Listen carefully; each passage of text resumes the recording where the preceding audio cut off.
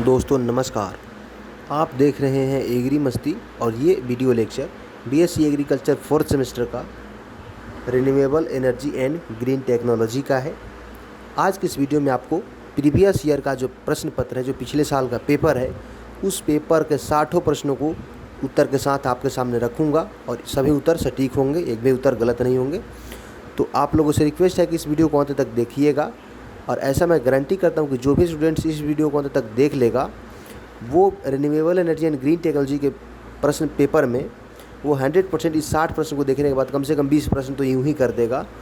तो आप लोगों से रिक्वेस्ट है कि वीडियो को अंत तक देखिएगा, सभी प्रश्न महत्वपूर्ण है। मैं वीडियो में आगे बढ़ूँगा, आपको इन सभी प्रश्नों का उत्तर बताऊँगा। उससे पहले रिक्वेस्ट कि अगर आप इस चैनल पर नए हैं तो चैनल को सब्सक्राइब कर लीजिए और साथ ही साथ इस वीडियो को लाइक कर दीजिएगा।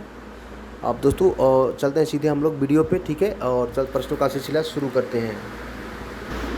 दोस्तों प्रश्नों का सिलसिला यहाँ से शुरू होता है। आप देख सकते हैं ये सब्जेक्ट है आपका renewable energy and green technology 2022 का पेपर है और आप इस वीडियो को 2023 में देख रहे होंगे, ठीक है, और आगे भी देख ही रहे होंगे।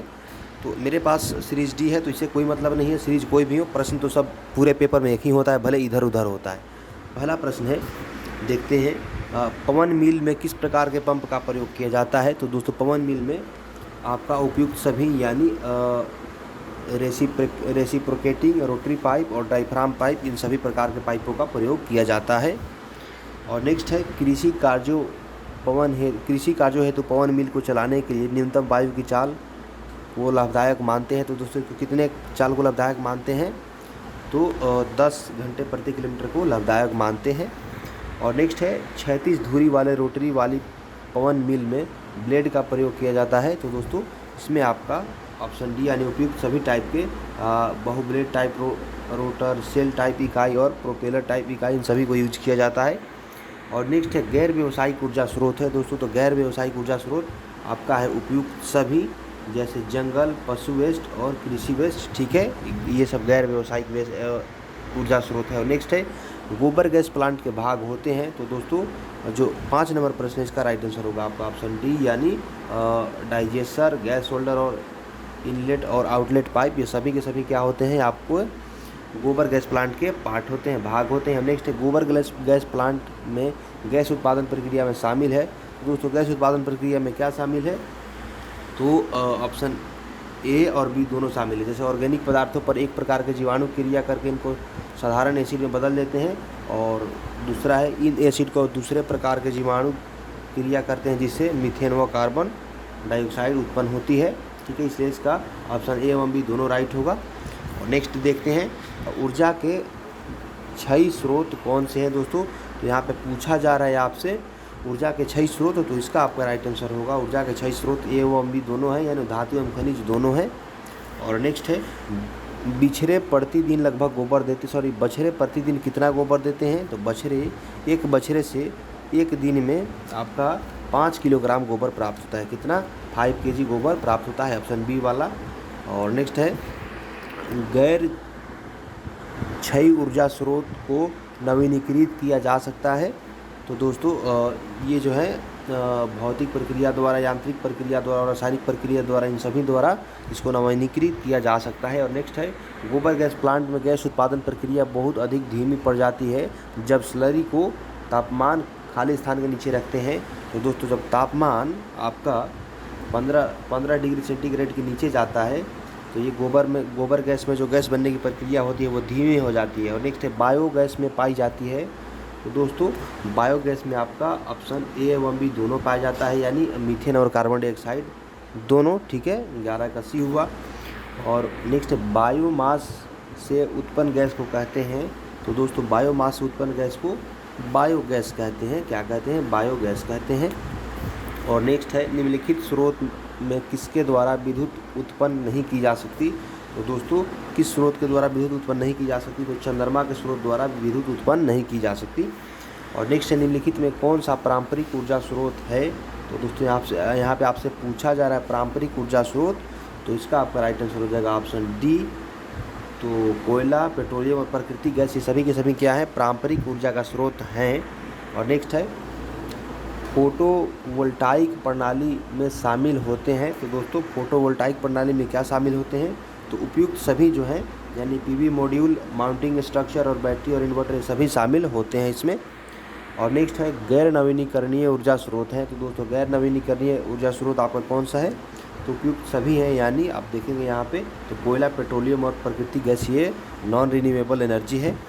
और नेक्स्ट है बायो गैस प्लांट में डाइजेस्टर की तली में जमा होने वाले ठोस पदार्थ को कहते हैं। तो दोस्तों इसको क्या कहते हैं? इसको स्लज कहा जाता है, ठीक है, जो ठोस है होकर के नीचे बैठ जाता है। और नेक्स्ट है निम्नलिखित में से कौन सा व्यावसायिक ऊर्जा स्रोत है दोस्तों? तो व्यावसायिक ऊर्जा स्रोत आपका हो जाएगा ऑप्शन डी, यानी उपयुक्त सभी, जैसे जीवाश्म ईंधन, हाइड्रो इलेक्ट्रिक पावर और परमाणु शक्ति, सभी क्या है? ये कमर्शियल एनर्जी सोर्सेस हैं। और नेक्स्ट है सोलर ऊर्जा प्रणाली की सीमाएँ हो सकती है। तो दोस्तों सोलर ऊर्जा प्रणाली की सीमाएँ प्रारंभिक कीमत अधिक और रात्रि में शक्ति देने के लिए स्टोरेज बैटरी की आवश्यकता और बदली मौसम के बीच शक्ति उत्पन्न नहीं की जा सकती, ये सभी हो सकती है, ठीक है। और नेक्स्ट है स्थिर डोम प्रकार बायोगैस प्लांट की अपेक्षा घूमने वाली ड्रम प्रकार के प्लांट को वरीयता देने का कारण क्या है? तो दोस्तों इसको वरीयता देने का कारण है क्योंकि ये जो होता है घूमने वाले भाग न होने से रख रखाव की समस्या नहीं होती और लंबी अवधि तक कार्य करता है और प्लांट की कीमत कम व संचालन व्यय भी कम होता है। इन सभी के लिए क्या होता है? इसको वरीयता दी जाती है। और नेक्स्ट है क्षैतिज व ऊर्ध्वाधर धुरी रोटर्स खाली स्थान के प्रकार होते हैं। तो दोस्तों ये किसके प्रकार होते हैं? तो आपका राइट आंसर होगा ऑप्शन बी, यानी वाइंड मिल के, ठीक है। और नेक्स्ट है निम्नलिखित में कौन सा नवीनीकरणीय ऊर्जा का स्रोत नहीं है? तो दोस्तों इसमें जो आपका ऑप्शन सी है हाइड्रो पावर, ये नवीनीकरणीय ऊर्जा स्रोत नहीं है। और नेक्स्ट है निम्नलिखित में से गैर नवीकरणीय ऊर्जा का स्रोत नहीं है। तो दोस्तों कौन सा नहीं है? यहाँ पे गैर नवीकरणीय ऊर्जा का स्रोत पूछा जा रहा है, तो 23 नंबर का आपका ऑप्शन ये राइट आंसर होगा, यानी कोयला जो है ये गैर नवीनीकरणीय ऊर्जा का स्रोत नहीं है। और नेक्स्ट है अधिकतम नवीकरणीय ऊर्जा स्रोतों से निम्नलिखित में से कौन सी हानि होती है? तो दोस्तों जो 24 नंबर प्रश्न है इसका आपका राइट आंसर हो जाएगा ऑप्शन डी, यानी उपयुक्त सभी, जैसे उच्च अपशिष्ट निपटान लागत और अविश्वसनीय आपूर्ति और उच्चतम चलने की लागत। और नेक्स्ट है जब मृत पशुओं और पौधों को वायु की अनुपस्थिति में सड़ाया जाता है तो इससे उत्पन्न होने वाली गैस को कहते हैं। तो दोस्तों इससे उत्पन्न होने वाली गैस को मीथेन कहते हैं, ठीक है। और नेक्स्ट देखते हैं काले रंग से पुते पैनलों की छत से लटकाकर उसमें सूर्य के ताप और ऊर्जा प्राप्त की जाती है, तो ये क्या कहलाती है? दोस्तों ये आपकी सौर हीटर कहलाती है, ठीक है, सोलर हीटर। और नेक्स्ट है जीवित वस्तुएं खाली स्थान के स्रोत हैं। दोस्तों तो जीवित वस्तुएं क्या हैं? आपके बायोमास के स्रोत हैं, ठीक है, जीवित वस्तुएं आपके बायोमास के स्रोत हैं। और नेक्स्ट है कोयला, क्रूड ऑयल, पेट्रोलियम और प्राकृतिक गैस उदाहरण है। तो किसके उदाहरण है? तो ये जो है ये सब आपका जो 28 नंबर प्रश्न है ये सब आपका इसका राइट आंसर हो जाएगा ऑप्शन बी, यानी जीवाश्म ईंधन के सब उदाहरण हैं। और नेक्स्ट है पौधों से प्राप्त पदार्थ और जीवित वस्तुओं के व्यर्थ को पुनः निम्न के रूप में उत्पन्न करते हैं। तो दोस्तों ये इसको क्या कहते हैं? इसको हम लोग बायोमास कहते हैं, ठीक है। और नेक्स्ट है जीवाश्म ईंधन जैसे कोयला, पेट्रोलियम, प्राकृतिक गैस निम्न के लिए महत्वपूर्ण ऊर्जा के स्रोत हैं। तो दोस्तों ये जो है 30 नंबर आपका इसका राइट आंसर होगा ऑप्शन डी, यानी यातायात के लिए, घरों के लिए और उद्योग के लिए ये क्या है? महत्वपूर्ण ऊर्जा के स्रोत हैं। और नेक्स्ट है निम्नलिखित द्रव्य में से किसकी विस्कोसिटी अधिक होती है? तो सबसे अधिक विस्कोसिटी आपकी बायोडीजल की होती है, ठीक है, ऑप्शन सी वाला।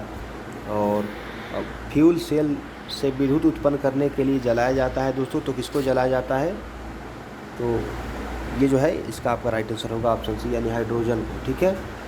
और नेक्स्ट है सूर्य ऊर्जा को विद्युत ऊर्जा में बदलना निर्भर करता है। तो दोस्तों ये जो है 33 नंबर इसका आपका राइट आंसर होगा ऑप्शन डी, यानी उपयुक्त सभी पर निर्भर करता है, प्रकाश पर, स्पेक्ट्रम इंसिडेंट पर और बनने में प्रयुक्त पदार्थ पर।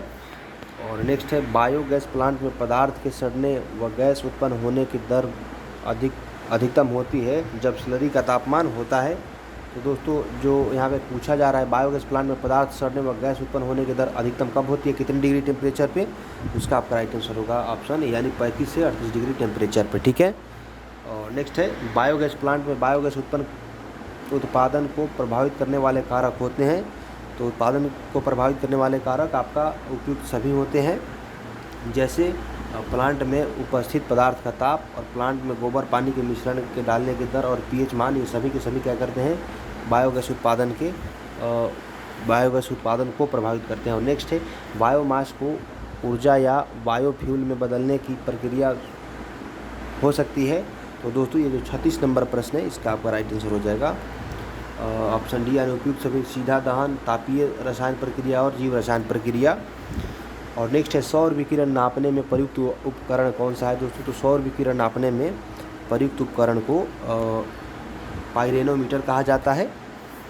और एक गाय द्वारा प्रतिदिन उत्पन्न गोबर की औसत मात्रा कितनी होती है। तो एक गाय द्वारा लगभग आपका 10 से 15 किलोग्राम गोबर का उत्पादन होता है। और नेक्स्ट है फोटोवोल्टाइक सेल बनाने में प्रयुक्त पदार्थ है। तो दोस्तों फोटोवोल्टाइक सेल बनाने में प्रयुक्त पदार्थ को क्या कहते हैं, तो सिलिकॉन कहते हैं, ठीक है, SI। और नेक्स्ट है विश्व का सबसे बड़ा सोलर पावर प्लांट स्थित है। तो किस देश में स्थित है। तो विश्व का सबसे बड़ा सोलर पावर प्लांट आपका USA यानी अमेरिका में, यूनाइटेड स्टेट अमेरिका में स्थित है। और नेक्स्ट है गैस क्रोमेटोग्राफ एक उपकरण है जो कि खाली स्थान नापने के लिए प्रयोग किया जाता है। तो दोस्तों गैस क्रोमेटोग्राफ से क्या नापते हैं। तो गैस क्रोमेटोग्राफ से आपका ऑप्शन सी यानी गैस का संयोजन नापते हैं, ठीक है। और नेक्स्ट है किसी पदार्थ से नमी अलग करने के लिए सौर विकिरण में प्रयुक्त युक्ति है। तो दोस्तों क्या है, 42 नंबर का आपका राइट आंसर होगा ऑप्शन सी यानी सोलर ड्रायर। और नेक्स्ट है सूर्य प्रकाश को निम्न में बदलना ही फोटोवोल्टाइक ऊर्जा है। तो दोस्तों सूर्य के प्रकाश को किस में बदलना फोटोवोल्टाइक ऊर्जा है। तो सूर्य के प्रकाश को विद्युत ऊर्जा में बदलना ही फोटोवोल्टाइक ऊर्जा है।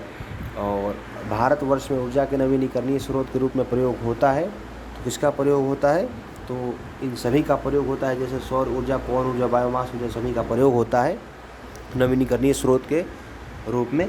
और बायोगैस निम्न नामों से भी जाना जाता है। तो दोस्तों बायोगैस को और किन नामों से जाना जाता है, तो जैसे स्वैम्प गैस, सीवर गैस और फ्यूल तथा वेट गैस, इन नाम से भी बायोगैस को भी जाना जाता है। और नेक्स्ट है उचित मात्रा में गैस बनाने के लिए डाइजेस्टर का पीएच मान कितना होना चाहिए। तो जो डाइजेस्टर होता है उसका पीएच मान आपका उपयुक्त में से कोई नहीं होगा, ठीक है, इसमें ऑप्शन ही नहीं है जो होना चाहिए। और नेक्स्ट देखते हैं सांद्रित कलेक्टर का प्रयोग उच्च तापमान प्राप्त करने में होता है। तो दोस्तों जो 47 नंबर है इसका आपका राइट आंसर होगा ऑप्शन सी यानी 100 डिग्री सेंटीग्रेड से अधिक, ठीक है, कितना, तो 100 डिग्री सेंटीग्रेड से अधिक। और बायोगैस प्लांट के डाइजेस्टर चेंबर में उपस्थित जीवाणु मरने लगते हैं जब चेंबर का पीएच मान कितना होता है, तो जीवाणु मर जाते हैं। तो जब पीएच का चेंबर आपका 8 से अधिक होगा तो जीवाणु क्या होंगे, मरने लगेंगे। और नेक्स्ट है सिलिकॉन सेल में ऊर्जा बदलाव दक्षता होती है। तो सिलिकॉन सेल में जो होता है ऊर्जा बदलाव दक्षता आपका उपयुक्त में से कोई नहीं होता है, ठीक है। और नेक्स्ट है बायोगैस की तापीय ऊर्जा का कैलोरी मान लगभग होता है। तो दोस्तों कितना होता है, तो इसका होगा आपका ऑप्शन सी यानी 4500 किलो कैलोरी प्रति किलोग्राम। और नेक्स्ट है समुद्र से प्राप्त होने वाली ऊर्जा का स्रोत है। तो दोस्तों समुद्र से प्राप्त होने वाली ऊर्जा का स्रोत कौन सा है, तो आपका होगा इसमें ऑप्शन डी यानी समुद्री वेव्स और समुद्री टाइड्स और समुद्री धाराएं, इन सभी से क्या होता है, ऊर्जा प्राप्त होता है। ये सभी ऊर्जा का स्रोत है समुद्र में। और नेक्स्ट है सौर ऊर्जा का उपयोग निम्न के लिए हो सकता है। तो दोस्तों सौर ऊर्जा का प्रयोग निम्न के लिए यानी उपयुक्त सभी के लिए, जैसे पानी गर्म करने के लिए, रेफ्रिजरेशन के लिए और आसवन के लिए, सभी के लिए यूज करते हैं सौर ऊर्जा को, ठीक है। और बायोगैस का उत्पादन कम हो जाता है जब खाली स्थान तत्व अधिक सघनता में पाया जाता है। क्या अधिक पाया जाता है, तो बायोगैस का उत्पादन कम हो जाता है। तो इसका आपका राइट आंसर होगा ऑप्शन डी यानी उपयुक्त सभी। अगर कैल्शियम, मैग्नीशियम, पोटेशियम की मात्रा कम हो जाए तो उत्पादन भी कम हो जाता है। और बायोगैस प्लांट में आउटलेट पाइप से बहने वाले द्रव खाद को कहते हैं। तो दोस्तों इसको क्या कहते हैं, इसको स्लरी कहा जाता है, ठीक है। और नेक्स्ट है बायोगैस प्लांट के डाइजेस्टर में उपस्थित द्रव स्लरी के रूप में एकत्र वेस्ट पदार्थ को कहते हैं। तो दोस्तों इसको क्या कहते हैं, इसको हम लोग कहते हैं स्कम, ठीक है, क्या कहते हैं, स्कम कहते हैं। 55 नंबर का ये वाला होगा। और 56 नंबर जैव उर्वरकों के वाहकों में निम्नलिखित गुण होते हैं। तो दोस्तों जैव उर्वरकों के वाहकों में कैसा गुण होते हैं, तो उचित पीएच, ठीक है, 56 का होगा। जैव उर्वरकों के वाहकों में निम्नलिखित गुण होने चाहिए। तो दोस्तों इसमें आपका राइट आंसर होगा ऑप्शन डी यानी कार्बनिक पदार्थ, अच्छी जल धारण क्षमता और उचित पीएच सभी होने चाहिए। 56 का आपका राइट आंसर ऑप्शन डी होगा। और नेक्स्ट है 57 नंबर प्रश्न। 57 में आपसे पूछा गया था सोलर फोटोवोल्टाइक प्रणाली स्वतंत्र होती है। तो दोस्तों ये होता है आपका ऑप्शन ए एवं बी दोनों में स्वतंत्र होता है, यानी ध्वनि से और प्रदूषण से ये दोनों से स्वतंत्र होता है। और नेक्स्ट है फ्यूल सेल होता है। तो दोस्तों फ्यूल सेल आपका जो होता है वो हाइड्रोजन सेल होता है। क्या होता है? हाइड्रोजन सेल होता है। और नेक्स्ट है आपका जीवाश्म ईंधन में कार्बन के अतिरिक्त प्रचुर मात्रा में पाया जाता है। तो दोस्तों जीवाश्म ईंधन में कार्बन के अलावा और कौन सी चीज़ प्रचुर मात्रा में पाया जाता है? तो नाइट्रोजन, हाइड्रोजन और ऑक्सीजन, ये भी प्रचुर मात्रा में पाया जाता है जीवाश्म ईंधन में। और नेक्स्ट है किन राज्यों में समुद्र तट के किनारे व पहाड़ी क्षेत्रों में प्रायः पवन मिल अधिक सफल है? तो दोस्तों 60 नंबर का आपका राइट आंसर होगा ऑप्शन डी, क्योंकि दोस्तों कर्नाटक, गुजरात और महाराष्ट्र के क्षेत्रों में जहाँ समुद्र है वहाँ पे समुद्र तट पे पवन मिल अधिक सफल है। दोस्तों मैं आशा करता हूँ कि इस वीडियो के माध्यम से आपको मदद मिला हुआ होगा, और मदद तो तब मिलेगा जब इस वीडियो को देखकर पेपर देने जाओगे। तो इस वीडियो को यहीं समाप्त करते हैं। आप लोग वीडियो को अंत तक देखें, इसके लिए आप सभी का बहुत बहुत धन्यवाद। मिलते हैं फिर अगली वीडियो में, ठीक है।